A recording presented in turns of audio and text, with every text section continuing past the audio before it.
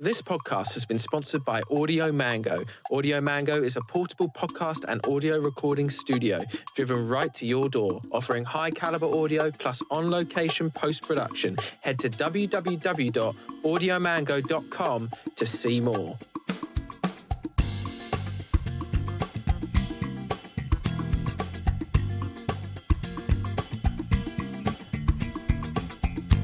Hello and welcome to the Court Case Podcast with me, your host, James Court. And me, your host, Sweet Tea. We've got a very interesting and unique show for you guys today. We are celebrating 2,000 listeners today, and we're going to be doing that Yeah, exactly. we're going to be doing that by getting a bit, Tipsy. We're not going to get tipsy. We're going to get a bit personal. We're going to talk about our lives. We're going to talk about our journeys up to this point, and we're going to talk about like near-death experiences, our times at previous jobs, and basically an episode that is completely out of Sweet Tea's comfort zone. Yes, absolutely. The things we had to do to get here. Oh my god. We didn't have to do any of that, thankfully. Can you imagine? Absolutely not. No, but I wanted to start. I thought I would start with one story to kick us off, just so we can get, nice and loose. Keep the OGs. And ready. Keep the OGs. Right, so I would want to know. So the headline is, in America, there's a fast food restaurant chain called Wendy's. Yeah, there is. Right. A Wendy's manager is trying to change the world one I love you at a time. So basically, what she's doing is if she works at the drive-thru, and when you go for a drive-thru at McDonald's and you drive up and people will give you your food and things like that, she's basically telling people like, I love you and stuff when she gives them their food at the drive-thru. And that's just funny. Yeah, no, it's funny, but I wanted to know how you would react if we went for a McDonald's drive-thru. You'd have been like, oh, can I have my Big Mac, please? And they'd be like, yep, I love you. I feel like... How would you react to that? It really depends on what mood I'm in. If I'm in like a happy, funny mood, then I'll be like, hi, you too, bye.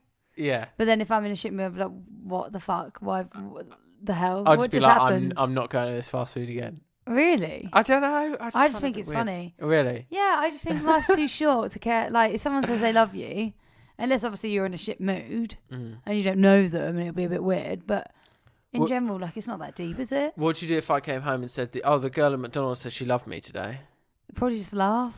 Like, okay, well, you didn't give her your number, did you? No, cool. Like, but then again, like, I'd rather be told by a random stranger that they love me than fuck off. Imagine giving you Big Mac and be like, fuck off. Yeah, no, that's a good Instead point. they're going, love you. And you're like, oh, thanks, yeah, you too, babe. Yeah, I do get what you mean there. And to be honest... Callback, I think in a world where you can be anything, be kind. Exactly. Which is very true. Thank you. She's taking readings out of her book. Yeah, thank you, Lockdown Dubai influencer, for that lovely knowledge. And to be honest, yeah, okay. So next time, what if next time we went to a fast food place and went through the drive-thru, and we said to the woman giving us the food, "Thank you, I love you." I feel like that would be less embarrassing. I think so, yeah. Because the chances of seeing them again, very, very small. Yeah. No, that's right. So we could just be like, love you, and then drive off, and then that's done. They're going to be in shock for the rest of the shift. Like, what the hell just happened? Oh, someone loves me. Yeah. I mean, the amount of times at work when I've put down the phone or they've put down the phone, and I mean, not that many times, but there's been an awkward moment like, thanks, bye, love you. And you're like, what did you say? What the fuck did you say? Did they hear me? Did I hear, like, do they know that I heard them? Like when you were at school and you'd accidentally call the teacher mum. Yeah, it's like, it's bound to happen, isn't it? It slips out. Yeah. I remember I called one guy, I was like, in school, and he'd just broken up with his girlfriend, and we were having a conversation, and I meant to say, oh, that's lovely, but I said, oh, love you. And he just looked at me and said, I just broken up with my girlfriend. I was like, I didn't fucking mean that. So awkward. I'm sorry, but how could he have not have thought of that as anything but a slip of the tongue? He's going, oh, I love you. Yeah. Talking about somebody, oh, I love you. Fuck, that's lovely. But anyway, right. So, Court Case Podcast. We're very proud of where it's come so far. We're on 2,000 listeners at the moment, which is amazing. We've had newspaper coverage. We've had wrongfully convicted criminals on the show. Oh yeah, what a flex. We've got some cool collaborations hopefully lined up for the future. I might possibly have quite a popular YouTuber coming on the podcast soon. Yeah. Fingers crossed. He said that he will do it, but he hasn't. replies very slowly to my messages. Yeah. So I get like one message reply like a week, and the collab is supposed to be in 2 weeks' time. So fingers crossed. But we've got another good collab next week with a friend of mine, Ashley Rose Brisley. She's making a movie. She's recording it with us later today, so that's going to be a good one. Yep. But I wanted to go through not only the history of the podcast, where we've been, and how we met, when this started, the journey we were on at the time this started. Because the journey that has carved my way to doing this has been quite a long and winding one. But where I thought we'd start with is where we met. Yeah. Because when we started the podcast in October of 2020, is that right? Yeah, it is. Yeah, it's right. October I was 2020. so confident. I was like, nope. No, you are right. We were both working at the same job, which is where we met. Yes. We're now not working at that job anymore. Correct. The job, we now are more than happy to say where we used to work. Yeah, we're not going to say the name of the company, though. Are we not? No. Oh, okay, fine. Where we used to... We can leave that up to people to guess. Okay, that's fine. Yeah, if anyone that doesn't know us, you can guess. Yeah. But we worked at a cinema. In a town that we used to live in. It's a southern England town. It's a cinema that's not a big chain, although the person that owns it has got creating it to be a big chain. Trying to create it to be a chain. He's got like 5 or so. No, they've got nearly 8. Oh, 8. Okay, yeah. 8 cinemas now, but it's not like a Cineworld. It's not an Odeon. It's not a View, right? Yeah.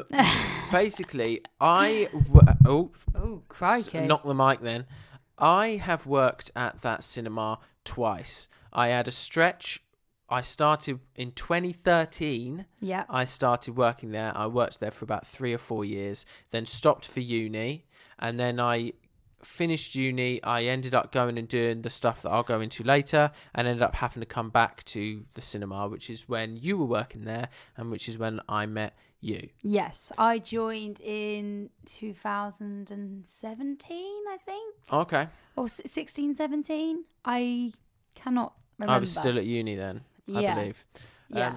So, how long were we... When I came 2019, I think. Yeah. And I was there for a good long time before that. So 2 years-ish. And then sort of, I like to think that I sort of guided you to the direction of it's time to go now. Yeah, I was thinking it for a while subconsciously, but I was never I wasn't in a rush. Yeah. Like, to be honest, after my first shift back, I was like, it's time for me to go. But that was really, that was one thing that we differed. But I feel like if you could change things, you would have the same attitude as me. Since coming back there the second time, in that job, I was of the attitude of, this is not what I want to do as a career. I'm literally just doing this for the money. I do not really care what I get up to what happens here. Yeah. Whereas I was too invested in the gossip, the bitching, the who said this, who did that. Yeah. Who's working this weekend? Who wants anything? And there was often times when you and me would be working together, and you'd be like, "Oh, we need to do this," and I'm like, "Do we really need to do that?" Yeah, but like, "Oh, should we go and pop some fucking popcorn cartons so we're prepared for the busy check-in later? Do we need to do that?" Me with my work ethic, I'm like, yeah, come on, let's be helpful. You're like, not this place. No, it's just because my energy was so invested in stuff like this, like podcast and radio stuff, because that's what I wanted to do. It was so invested in that outside of work. For me personally, work was kind of especially when they introduced that second kiosk area where you could do basically nothing down there because you got no customers. It was literally like being in a prison cell. And like the thing is, you don't hardly get any of the customers because this one kiosk is near one screen. And like, think about it, we let people in for that screen, and then they're in there for like 2-3 hours. You're not really seeing anyone. They come out for the toilet, but they don't make conversation with you. And then you go in and clean it. Then you're back out. Then you wait for the next customer. It's like, it is awful. You're just in this little room waiting for somebody to come around the corner. Your manager doesn't really check on you. Your colleagues can't really check on you because they've got to stay behind their kiosk at the other end of the cinema. It was fucking hell. I know.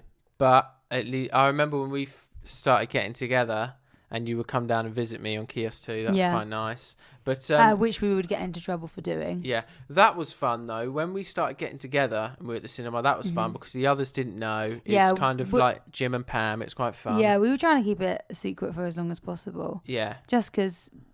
as much as we loved the work gossip, we didn't want to be the work gossip. No. So we were just like, let's just keep... And also, like, there's nothing more awkward than if we didn't work out 2-3 months in and then everyone knew about it, it would just have been horrendous. So we managed to keep it a secret for, I think, 5-6 months. Yeah, I think so. And the reason we got to the 6-month mark and they had to find out was because we booked a holiday to Rome together. Yeah. So we booked off literally the exact same dates, and we just was like, yeah, we're going out, we're going on holiday.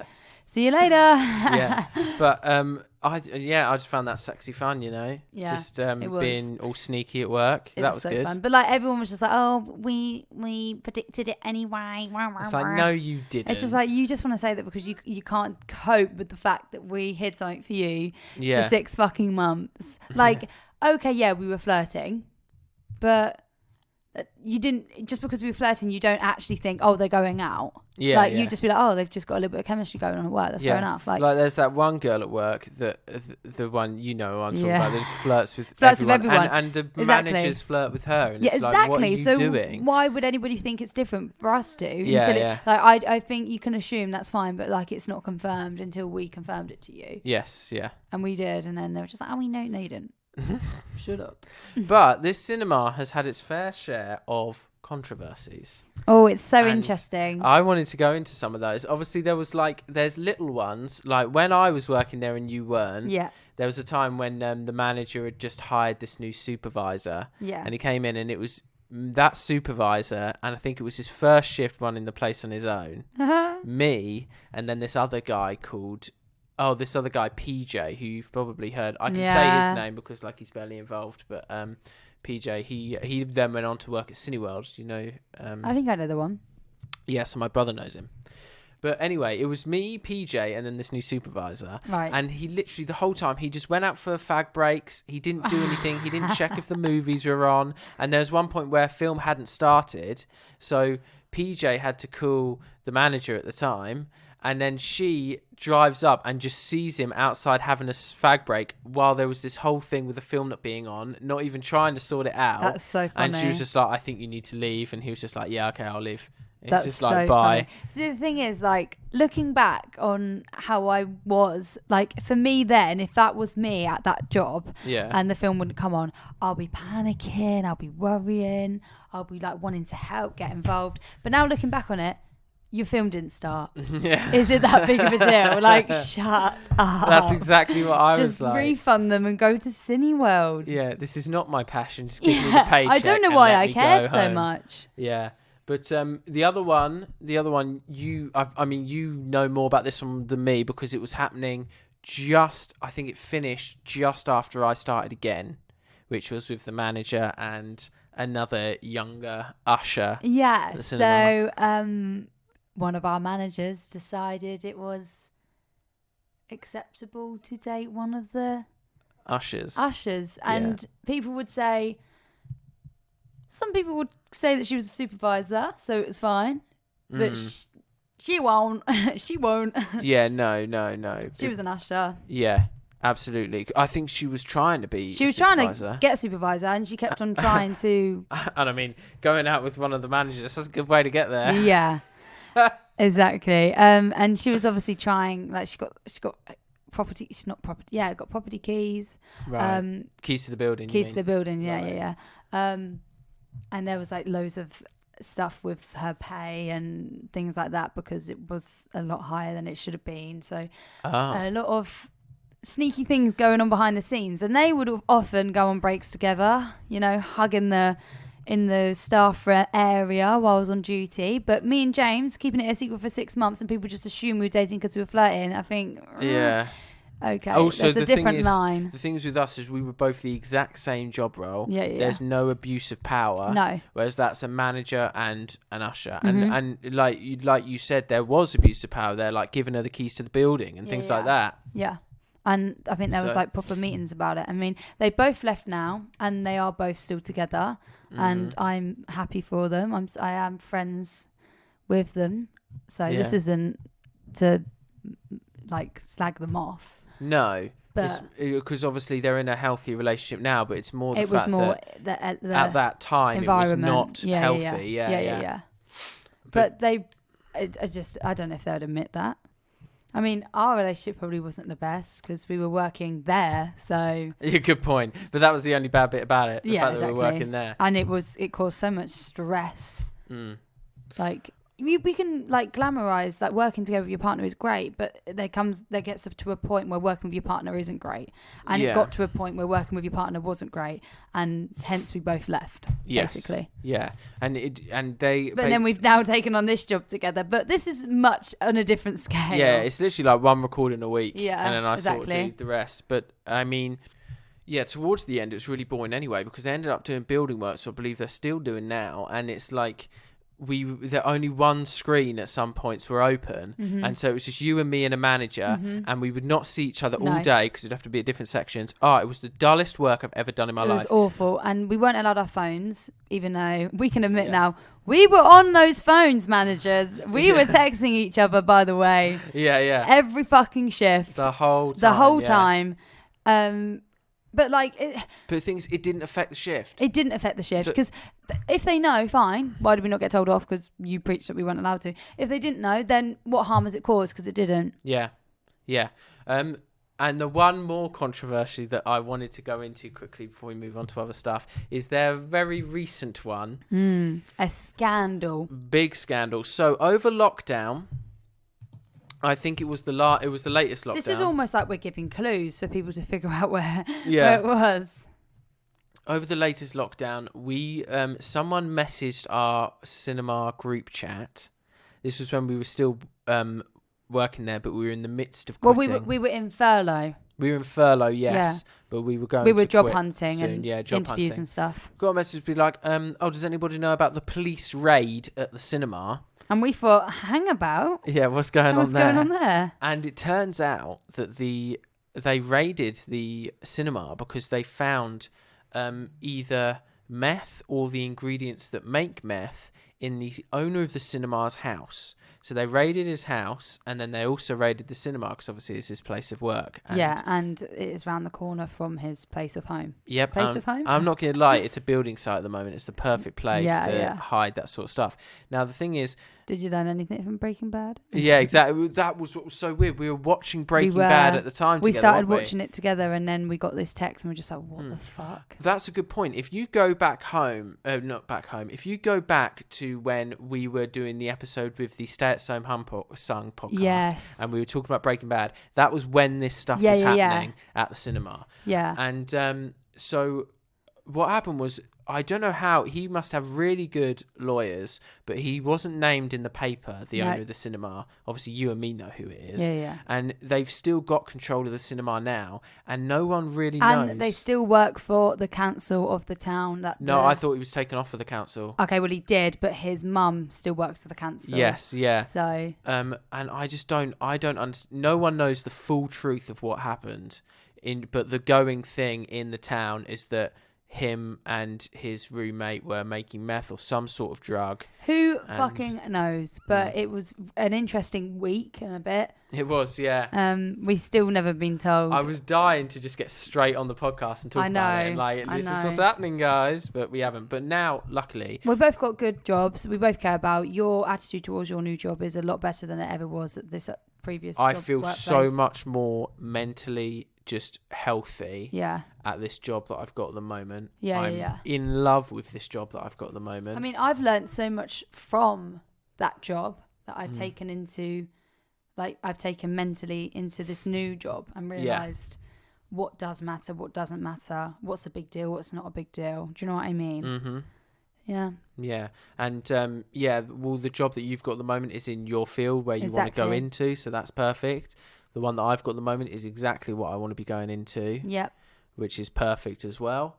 And all good things must come to an end. Yeah, great things. And I also know that my bosses listen to the podcast. So. Yeah. I mean, would we class that job as a great thing? I mean, we met each other and I've learned a lot from it. That's the fact that meeting you is probably my main takeaway from that job as well. And to be honest, over the years, because I've been there a couple times, they have been good to me. Yeah, same. We're not saying it wasn't really a toxic. It got toxic towards the end. Mm.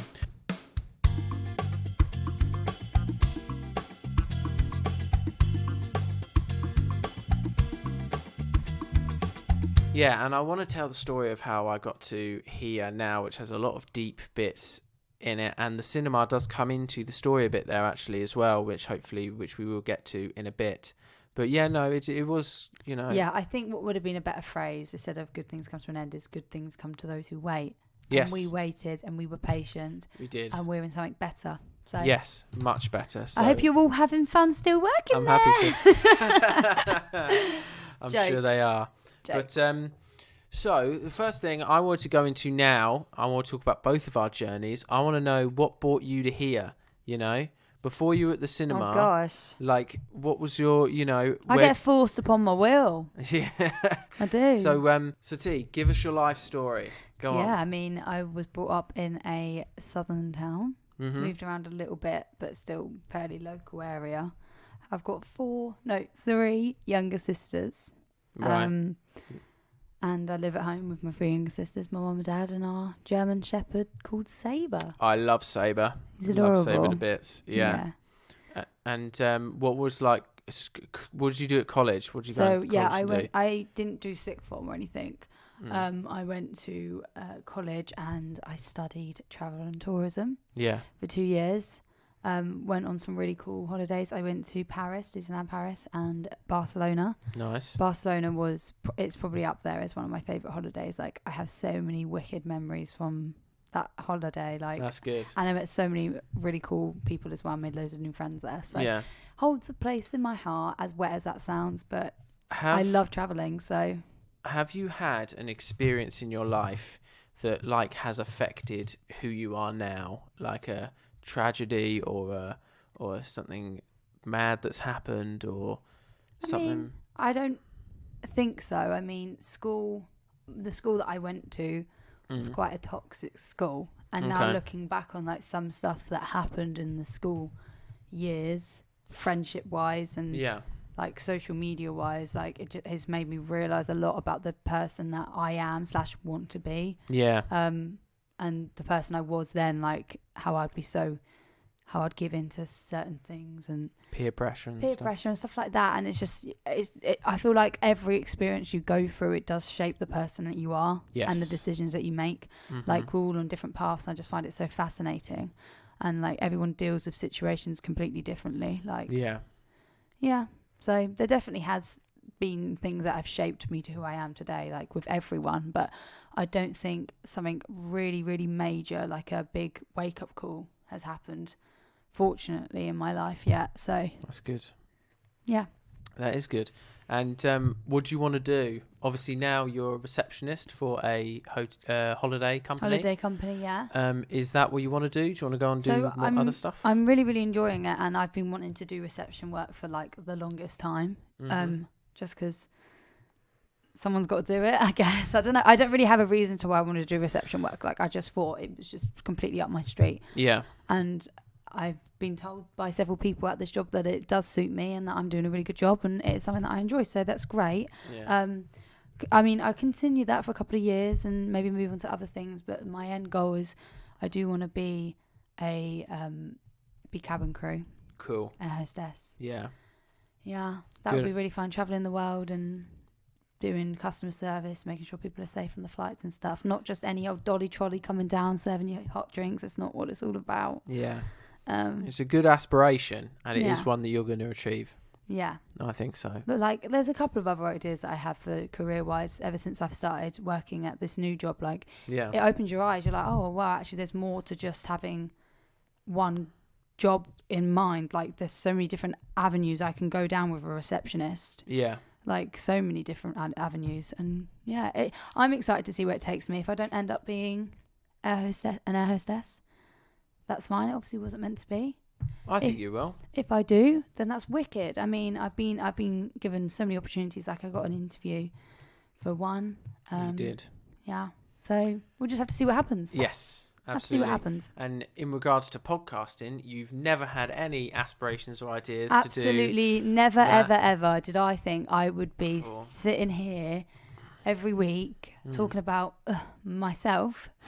And well, we don't often talk about we don't often talk about ourselves, which is much more suiting to me. Yeah. But talk about stories and stuff. Like I just, never thought I would be doing this. But again, it's opened up my mind to so many different more things. Like develop my confidence. I feel more comfortable talking to new people because this is what this is all about. Like I've met people across the fucking world doing this already. Yeah. Like it's wicked. Some cool people. So cool. And I mean, who knows? It's just so exciting to see what happens. Do you know what I mean? Yeah, hell yeah.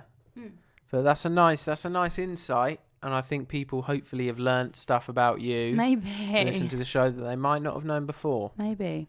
Which is really nice. Well, now over to you. To me, okay. I think mine might be a bit longer than yours. That's fine. I prefer listening than talking sometimes. So. Okay, good. Well, my road to here has been quite long. I think in terms of radio, and podcasting, it probably started when I was... Well, I'll give some context to me, actually. It's like I've grown up near to the town near where you live, in a little village, with me, my brother, my mum and my dad for most of my life.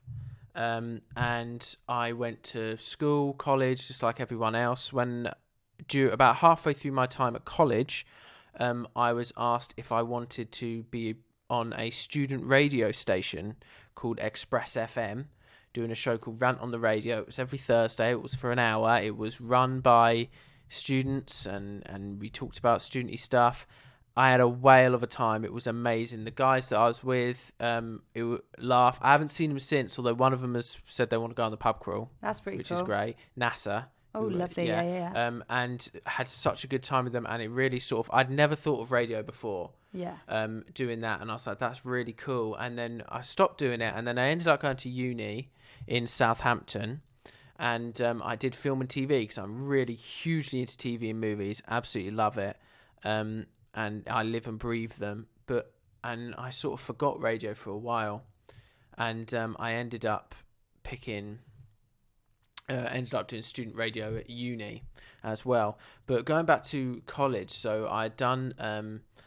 there's a lot of stuff that happened emotionally with like my family and stuff between this. And then when I was working at Express FM, we had an after party after one of the shows. And it was in Portsmouth, and it was... But someone had one of the beach huts, by one of the beaches in Portsmouth. Yeah, lovely. And me and NASA and the others all went down there, and we were having a bit of a laugh and a party, and I went to get picked up. And at the end of the night, my dad came to pick me up. And he came and picked me up, and we ended up getting pulled over by a policeman. I don't remember what exactly it was for. But Dad was like, wait inside the car, James. I'm going to go talk to this policeman. And he says... and the radio wasn't on, so I could hear vaguely what they were saying. And I heard my dad say to this policeman, look, I can't be out long. I'm in the middle of chemotherapy. And so I can't be out in the cold much. And I was like, what? I'd never heard of Dad say anything like that. So we got back in the car, the police... You just thought, he's just putting his leg kind of thing. Yeah, maybe something like that. Right, and then we ended up driving, and basically... Towards the end, then I didn't really hear anything else. And towards the end of college, did you not decide to bring it up again? Did you not ask about it? I sort of just kept it to myself. You were too scared to find out the truth, kind of thing. Yeah, I was. Yeah. And then towards the end of college, Mum and Dad sat me and my brother down one day. We had just finished our exams, and they said, "We got to tell you something." And they're like, Dad was like, "I've got cancer," and he was like, "I've had it for about 10 years." He was like, we didn't tell you because we wanted to give you guys a proper childhood. we didn't want to think about you guys sitting in an exam, worrying about whether Yeah. I was going to be in hospital or die or whatever, which I fully commend them for. Yeah. And I don't know how they kept that to themselves for fucking 10 years. there were some people that didn't agree. Some members of my family that didn't agree with the decision. I can wholeheartedly do not have any ill will. I think that's a fine decision because they gave me an amazing childhood. We went on lovely holidays, and I didn't think about it. Now there's things when you go back that You look absolutely back make on sense. and it makes sense. Like there was times he had it was like a bone cancer. And so there were times when, he was bent over, and there was a time when he had to wear a back brace thing. And they would just say, at the time, they'd just be like, oh, Dad's ill, he's a bit sick. Yeah. They wouldn't go into it. But anyway, so about a few months after that, our nan died. So that was my first introduction to death, I suppose. Yeah. Which is a very adult thing that everyone's going to experience. Unfortunately, Yeah, you're lucky enough that you haven't yet. I mean, I have, but not really close to that relative. Extent, yeah. And so that was in the November. That was about 2014. And so that was obviously sucky. That was my first time going to a funeral, things like that, which started to sort of shape me. But then about 4 months after that, Dad died. Yeah. As well, which obviously I've told you about before, but that was a day that I'll never forget. That he went into hospital with something called, basically me and him. My dad was a builder, and me and him would go sometimes, not so often, would do some jobs together. He would give me a little bit of money from the job, and basically we were doing my granddad's fence at the back of his garden. And while we were doing that job, his nose just started bleeding. I was doing most of the work. I wanted him to just stand and just tell me what to do. But his nose started bleeding, and it just wouldn't stop. And a couple of days later, we were like, okay, you better go to the hospital and get checked out. So he went to the hospital. He was in the hospital about a week. And but at that time, I was doing auditioning for a play at the Chichester Festival Theatre because I was really into acting. And I was working at the cinema as well. And there was one day where I had gotten a part in this play, and Dad was still at the hospital, and I had work at the cinema in about 2 hours, and I wanted to. Mum and Billy were going to see Dad at the hospital, but because I had work, I couldn't go and see him. So I rang Dad up, and to tell him that I got the part in this play, and he was really happy, and then he started crying, and it was the first time that I'd ever heard him cry. And I said to him, are you okay, Dad? Is everything all right? He was like, yeah, I'm fine, I'm not going anywhere.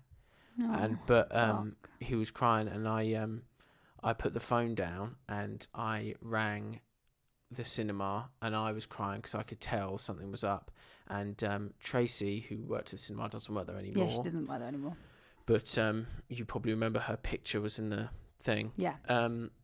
She answered the phone. I was crying. I was like, my dad's in the hospital. I've really got to go see him. I can't go to work today. Yeah. And she was absolutely fine with it. She was like, yeah, no, that's fine.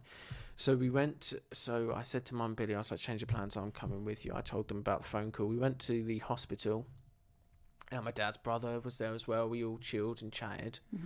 And then came home, and Dad had cheered up. He seemed fine.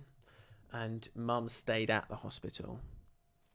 And then the next day, the day afterwards, Mum went to the hospital to see him because she was going in every day to see Dad. Course. And apparently, while he was there with Mum, he said to her, I think this is it now. And what happened was, Mum normally would call us before we go back, and I remember exactly what I was doing. I was in bed. I was watching Game of Thrones. I was watching the episode where Tyrion was in court, Peter Dinklage. I knew exactly where it was, and it had been quite along in the day, and I was like, Billy, it's weird. We've not heard from Mum or heard from Dad. So I rang Dad. He didn't pick up. I rang Mum. He didn't pick up. She didn't pick up.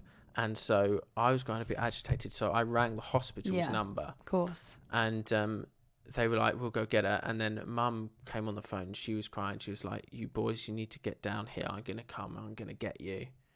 And Mum came, and she came and picked us up and took us took us to the hospital, and Dad had been put under, and apparently something had happened where it was called a bleed from the brain, and that was where the blood was coming from on the nose, and apparently there's just nothing you can do about that from then, so they just put him under and just sort of let him go, and we were there, sat with him till about 3 a.m. in the morning on the 4th of April, and that was when he died, and I was about 18, 19 So fucking at young. the time.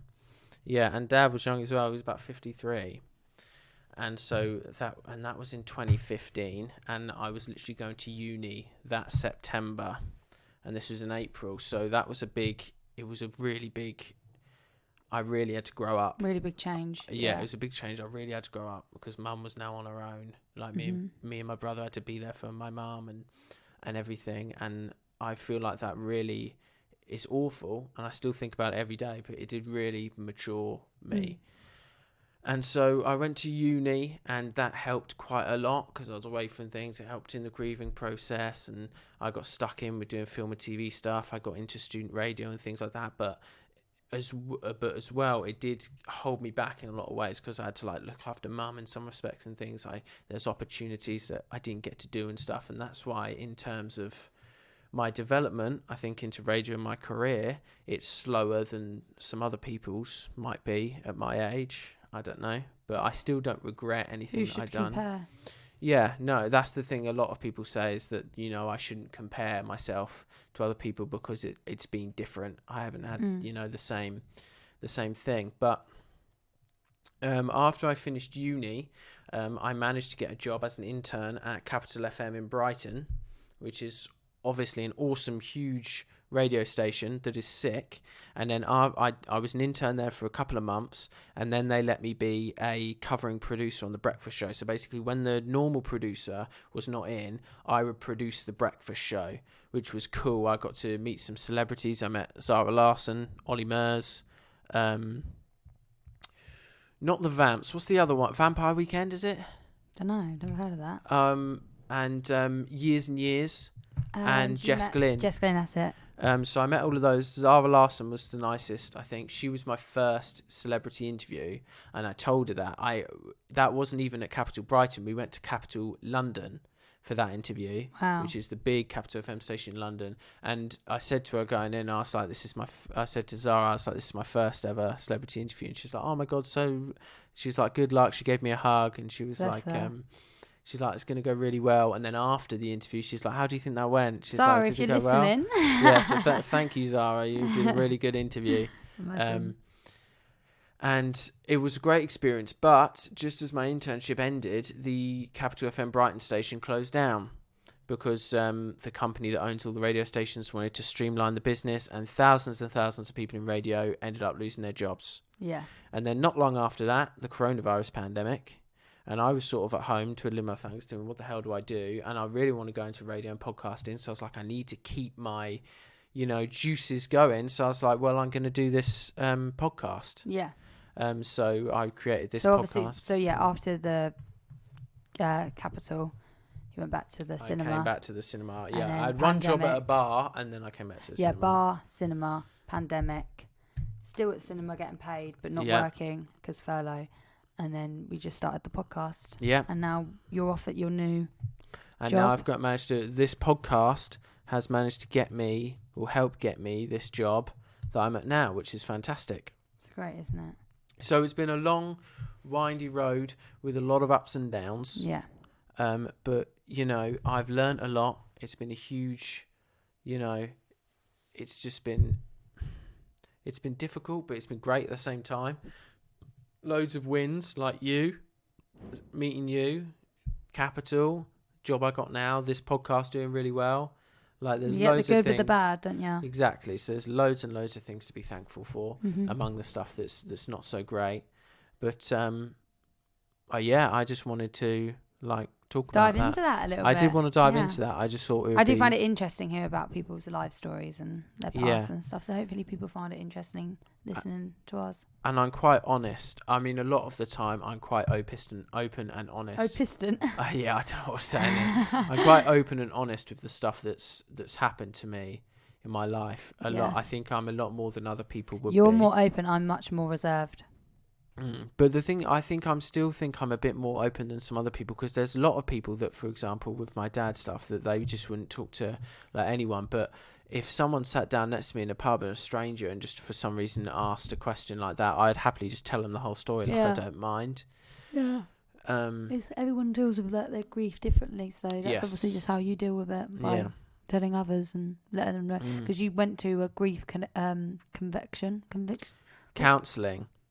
No, that's not what I was on about. That's thing in Southampton. Oh, there was a thing where someone that convention, I know. That's what I was thinking. Yeah, it was sort of like a convention. This girl that I know, Estelle, lovely girl, she's great, and she was running this thing where it was sort of like a human library, it was, and each person would be like a book, and so my book was grief, and so people could sit down with me and ask me about like grief and, you know, ask questions about it. And then there was one person whose book was like non-binary people, or someone whose book was being a lesbian or something like that, and you could sit and ask questions about it. The BBC News came and they covered it. It was really cool. But yeah, mine was grief. So I was at Southampton Union, people could come and ask me questions and things. I wonder how they selected you to talk to the... Well, Estelle knew me and she knew what I'd been through. That was another thing. Estelle. No, I mean the BBC News people, because there was loads of other people there, and you were just happy to be the one, lucky to be the one that they picked. They didn't ask me about the grief thing. They wanted me to ask the non-binary person about being non-binary. Yeah. So you can tell BBC's priorities. No, I mean, but why did they pick you? Oh, I don't know. I couldn't tell you. Going in the conversation when they... I think they were just like, can one of the other ones talk to the non-binary person? And I was just like, yeah, I'll do it. Fair enough. So and there we go. And you made TV. Yeah, I did make TV. It's not I've been on TV a couple of times. Have you? Very, very small thing. I did a reenactment thing for the BBC, but you can only see my hands and my ear. So that's not exactly. I want to. Can we try and find Wars. that after this? Because I want to see it. Yeah, it's called Close Calls on Camera. And Nick Knowles presents it. I love Nick Knowles. I didn't get to meet him. Bloody great. I'm gutted you didn't meet him. But he presents it, and it's about a guy that like fell off his bike in the mountains, and I did the reenactments of the just a hand and an ear, just my ear and like my hands. Funny. Really stupid. So that was quite fun. But no, I've done a few different things, trying to get a lecturer at my uni said that I'm a ruthless self-promoter. And you'll never forget it. I'll never forget it. It's my Twitter bio, and I'm unashamedly like that, and I'm absolutely fine with it. You know, my boss the other day said I love the sound of my own voice. That's probably true. Yeah, that is a bit true. I'm not gonna lie. Oh my god. But it's weird though, because you're not like cocky or big-headed about it. Like your ego isn't huge. No, I don't think so. Just think you're comfortable. Yeah, I can't really say my ego is not huge, because that makes me sound like I have a huge ego. Yeah, true. But it's only for other people to say. Well, I don't think you've got a huge ego. Considering the people that I have met with huge egos, yours is nothing. Nothing. Well, thank you. Whatsoever. Oh my god. But we will be right back. I want to get to some more stuff. Yeah. But we're going to get right back just after this.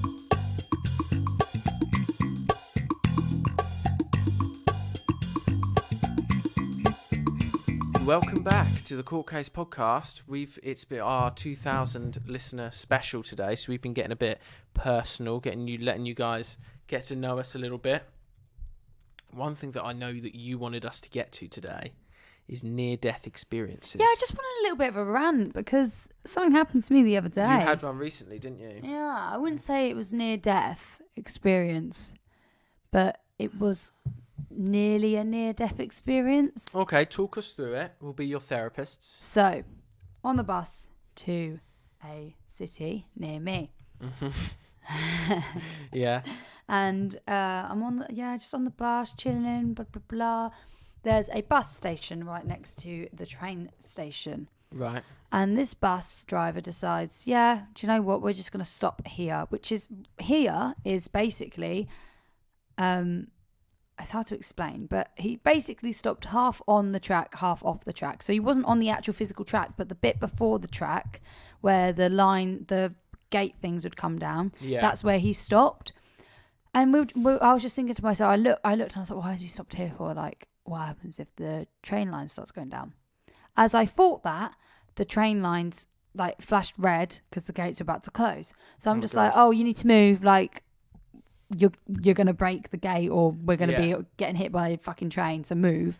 He's like, oh, no, it's fine. I'm just like, you're a fucking idiot if you think that's fine. Bless me. So literally about 5 seconds pass, we hear a crash and the gate has obviously hit the bus because the bus was in the way. Right. So, and I'm just like, told you need to move. Like, how are you going to get out of this one? He's just like, okay. Starts driving. So then you're hearing like a cracking noise of the gate, like bending. Oh my God. So like, it's like come down from the roof and it's like bent outwards and it's like basically wedged between the bus and like the pole. I don't know if that makes any sense. I've got a photo which I'll post on the Instagram of like what it looked like afterwards. Yeah. I was like, I need photo evidence of what's just happened to me. So this woman who sat in front of me, she starts fucking freaking out. She's like, get me off this bus. Like, we're going to get hit by a train. Get me off this fucking bus. Oh my God. So she runs up to the door and is shouting this. And the bus driver's like, no, you're fine. You don't need to get off. And she's like, get me off this fucking bus. He opens the door. Everyone literally goes running off. And I come running off and everyone goes up to the next like bus driver who's at the bus station. And we say to him, like, he's a fucking idiot. Like, look what he's just done. And he's like, what's happened? How did this happen? And we explain the situation to him and he's just like, oh my God. And the bus driver, the thing is that I think this bus driver was in so much shell shock because he just kind of stood by the front door of the bus and said nothing to no one. No like sorries, no like are you okay? It's weird. Nothing. Like literally he was just standing at the front of this door like staring out at what he's done. And like I can imagine like he was probably thinking fucking hell, like that was quite scary for him as well. But like it was just the fact that he was telling us that it's fine the whole time, didn't want to open the door. It was quite like scary. It's like if he generally didn't open the door and the train was just still coming past, fuck knows what could have happened. Yeah, I get you, but it wasn't actually hit by a train. No, it wasn't hit by a train in the end. Because what happened in the end was, luckily there was no trains coming out. It was a train coming from the platform. Right. So they saw it from the platform. Because it was literally the next, like it was a little bit further down where the gates were, so they could see it from the platform. The gate wasn't down. Okay. And I obviously went up to them and explained the gate isn't down. I don't know what you want to do. So there's a bit of a delay with the train leaving. Right. And they eventually sorted out the gate because went back a couple of hours later and it was sorted out. But initially all the trains before the gate was sorted out had to go past like so slow. I've never seen a train move so slow in my entire life. Like it was literally like walking pace. Yeah. Because obviously you just didn't want to hit. Like if people didn't notice or people just didn't think the gates were down, they would walk out like. Damn. Yeah, it was mental. Damn. And I was on like such a high adrenaline rush afterwards. I was just like, oh my God, what just happened? Like. Well, I'm glad you're still with us. Yeah, I'm still here. I've got the photo evidence. I tweeted it on my personal, but. We'll put it on. It didn't really hit it off, but maybe I'll put it on the social media and we might get somewhere. Yeah, we'll put the picture on the story when this episode goes out. Try and tease it. Be like, guys, are you interested to see what happened with this bus? Why? Yeah. And hopefully people are interested to hear that story. I've not really got any near-death experiences. No. I've been lucky in that regard. Have you? To be fair. Yeah, I have. But that's fine. I'm letting your rant finish. We're coming to the end of the show now. One thing that I did want to mention is, do you remember... Well, you remember because you've met him multiple times. But do you remember Robin from episode 2 of the podcast? Yeah. He has been in and out of hospital a bit at the moment, so I just wanted us to all wish him well and hope that he feels better. Yeah, bless him. Important, lovely, lovely guy. If you've not listened way back to episode 2 of the podcast, he's got some amazing stories from when he worked with... he was the sound engineer for David Bowie, when he did the Ziggy Stardust tour, for Blondie, for Lou Reed. He's worked with some amazing musicians over his life, and he taught me guitar. Aww. So I was very blessed. But he's just been in and out of hospital at the moment. Bless him. Yeah, I just want everyone to wish him well and hope that he feels better. But we are coming to the end of the podcast now, a bit of a different one. I hope you guys liked this little retrospective, the life and times of James and Sweet Tea. It's going to be back with some bombastic, cool stories. And I did put a poll on the story asking like people what their near-death, if they've had any near-death experiences. Yeah. But I only posted it at the beginning of this episode, so it hasn't even been up an hour yet. Smart. So we haven't got that many responses. But at the moment, what is taking the lead is people saying yes, they have had near-death experiences. Right. By like 20%. It's taking the lead, so that's quite interesting. Enough. Well, if someone does any stories, then we will say those in the next next episode. We did have one podcast, the Simpsons podcast. Yeah. They said, "Would you like us to tell you a story of ours?" And I said, "Absolutely." And obviously, I didn't really actually give them that much time to get back to us on their story. But they have a near-death experience story that they wanted to share with us, but we just have reached the end of the podcast and they didn't get back to us. So maybe next time. Next week, we definitely will. Yeah, but we've got some great, funny, amazing stories that we know you love coming next week, as well as an interview with filmmaker Ashley Rose Brisley that's going to be really interesting. I love how he has to say her full name. Well, yeah, no one knows who Ashley is. Or Ashley Brisley. Well, to be fair, it's Ashley Rose Brisley. Her surname isn't Rose Brisley, though. No, her first name is Ashley Rose. Is it? Yeah, it is. It's okay, Ashley Rose I'll shut up then. Brisley. That's okay. Fair enough. Fair enough. I thought you were saying like her middle name.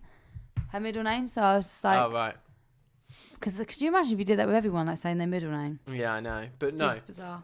So she's going to be on next week, and we hope you guys are looking forward to that. Please stay in touch on our socials at Court Case Podcast. And check out our website, courtcasepodcast.com. We've just put a blog post up there where I was talking about last week's whale story. That's amazing. It's a good blog post, to be fair. I just read it. Thank you. But we hope you guys enjoyed this intimate podcast episode this week. And we can't wait to see you. Can't wait for you guys to hear us next time. Next week. And every week after that. We will see you guys guys on the then. flip side. Catch you on the flip side. Bye-bye, guys. Bye.